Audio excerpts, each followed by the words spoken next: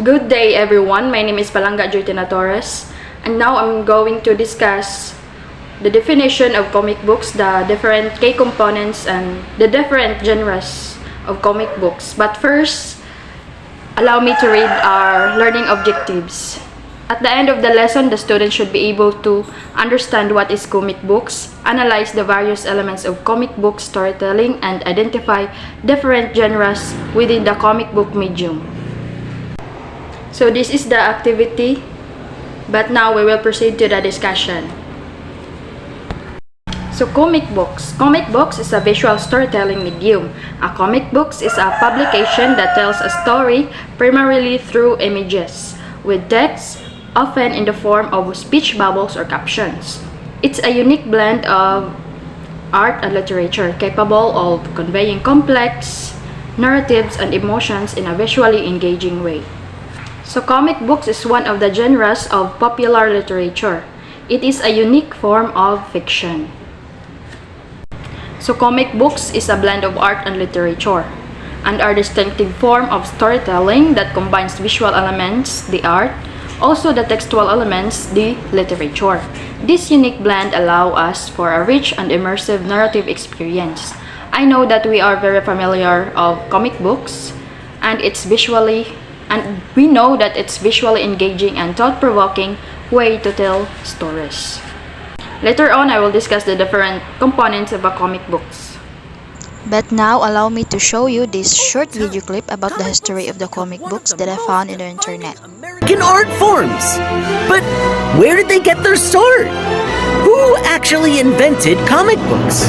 Let's find out on today's episode of Colossal Question. It might seem like comic books are a modern marvel, but it turns out they trace their origins farther back than you might expect. The very first comic book ever printed was published in Europe back in 1837. Scholars say the comic book was called The Adventures of Obadiah Oldbuck, written by a Swiss author named Rudolf Topfer. It looked more like a picture book than what we think of as a classic comic, yet it's widely credited with paving the way for newspaper strips and comics, which followed in its footsteps. Comic books didn't make their way to the United States until 1933. The first one was called Funnies on Parade, and it was made up entirely of reprinted newspaper comic strips of the day. It proved popular and quickly led to the publication of other newspaper comic strips in book form. As interest and demand from the public grew and grew, writers and artists started inventing characters to star in these newly popular comic books. In 1938, the golden age of comic books officially began after two friends named Jerry Siegel and Joe Shuster created a new character called Superman. In Action Comics #1, the popularity of Superman made the superhero the defining genre of American comic books. And other heroes soon followed. Batman debuted a year later in a 1939 issue of Detective Comics. The Flash dashed onto the scene in 1940, and Captain America, Aquaman, and Wonder Woman all joined the superhero ranks in 1941. But by the start of the 1950s, interest in superhero comic books started to decline. TV had just been invented, and people were shifting in droves from reading books and comics to watching TV instead.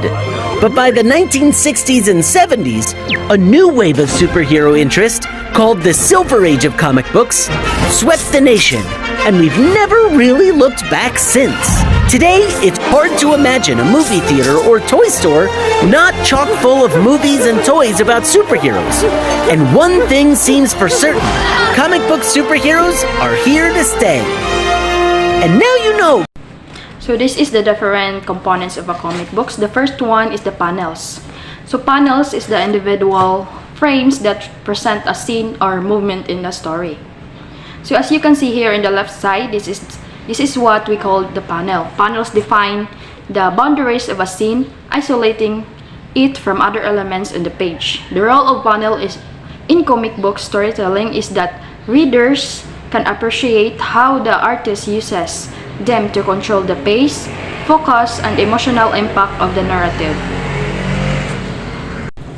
So the second one is the gutters, the spaces between panels representing the passage of time or action. So gutters, they may seem empty, they play a crucial role in the storytelling process by representing the passage of time or action. So the speech bubbles. Speech bubbles contains the character's dialogue. It is the oral or rectangular shapes that encloses the dialogue of characters in comic books. Readers can better appreciate the nuances of comic book storytelling. So thought bubbles, it's conveying characters' inner thoughts. So as you can see here in the picture, there's no thought bubbles here, but I know that we know this type of components. It allows them to reveal a character's inner world and provide additional context to the story. So the SFX, the common abbreviation for sound effects in comic books. These are visual representation of sounds that enhance the storytelling experiences and help readers imagine the soundscape of a scene. So the example of these are the crash, boom, and etc. So the last key components of the comic books is the caption. It provides narration or descriptive text. It is the text elements in the comic books that provide additional information or narration beyond the dialogue or visual elements. So let's move on now in different examples of comic books genre. So the first one is the superhero. It includes Superman, Batman, Spider-Man, and many more. And it features characters with extraordinary abilities or powers who use their abilities to fight crime and defend society from various threats. So science fiction, the example of this is the Star Wars Blade Runner. It explores the potential consequences of scientific and technological advancement.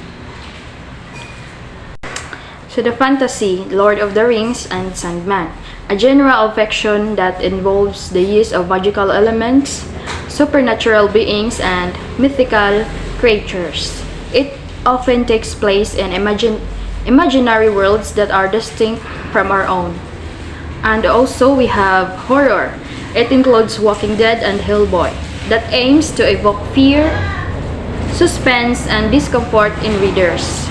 And lastly, the manga. One Piece and Naruto is one of the example of this. It is a Japanese term for comics. It is characterized by its distinct artistic style. So all of the different genre of a comic books is made up. It's just an imagination of the authors. So let's proceed now to the key benefit of using comics in education. So a great visual representation of knowledge. So comics offers a unique and effective way to represent knowledge by combining visual storytelling with engaging narratives and can make complex concepts to the learners. Using visual images convey meaning to a story or topic. So of course, by using visual images, the students can understand or they can easily grasp the information from the topic because they visually understand the concepts. It is engaging through thinking, creating, and writing. So comics can engage students through thinking, creating, and writing when they read or creating their own comics.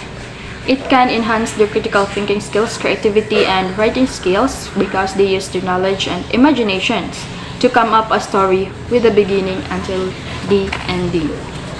Also, it develops creative and higher level thought processes. So as what I've said earlier na by creating or just reading comics, it can enhance our creativeness and higher level thinking skills. Also, it can develop composition techniques through visual verbal connections. So when creating a comics, of course, it can enhance our composition techniques because we think the best story and what are the strategies should we use to make it more valuable and flexible story for our readers. And lastly, the perfect avenue for writing dialogue. So comics offer a unique and effective platform for writing dialogue. Of course, we think the character's expression, the setting, and the atmosphere. So by combining these visual elements, pacing, character, development, and brevity, so this combination allows for a more engaging and immersive storytelling experiences. So we have here the impact and the influence. So comics have undeniably shaped popular literature, leaving an indelible mark on various media forms such as film, television, and video games. So their influence extends far beyond the pages of the comic book itself, permeating the very fabric of contemporary society. As the medium continues to enhance, its impact on society is likely endure for generations to come. So that ends my report. This is my references, and thank you for listening. Bye!